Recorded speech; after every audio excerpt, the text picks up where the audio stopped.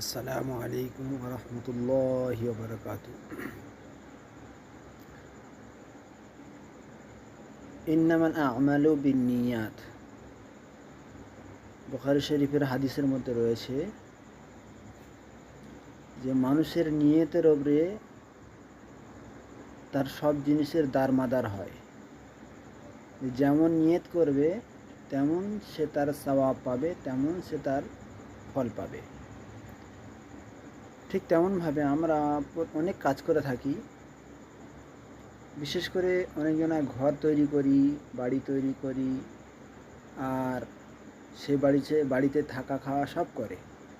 কিন্তু যখন বাড়ি তৈরি করে তখন যদি সে এই নিয়ত করে নেয় যে আল্লাহ, এই দিকে যে দরজাটা আমি রেখেছি, এদিক দিয়ে আমি তাড়াতাড়ি করে মসজিদে যেতে পারবো, বা এরকমও যদি কেউ নিয়ত করে যে আল্লাহ, এই দিকে যে জানলাটা রেখেছি, এই জানালা দিয়ে আমি আজান শুনবো, মসজিদে আজান হবে, মুয়াজ্জিন আজান দেবে, সেই আজান আমি শুনবো, শুনে নামাজ পড়তে যাব।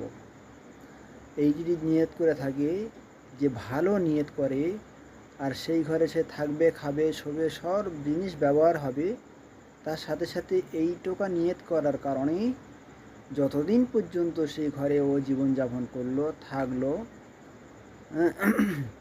ততদিন পর্যন্ত ও সওয়াব পেতে থাকবে।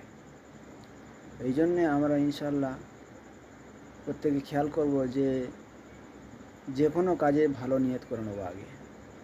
আল্লাহ তাবারক তাআলা আমাদের নেক নিয়তকে যেন কবুল করে নেয়। প্রত্যেকে যেন এরকম নিয়ত ভাগ করে, ভালো নিয়তে, সৎ নিয়তে করে প্রত্যেকটা কাজ করার তৌফিক দান করে। আসসালামু আলাইকুম ওয়া রাহমাতুল্লাহ।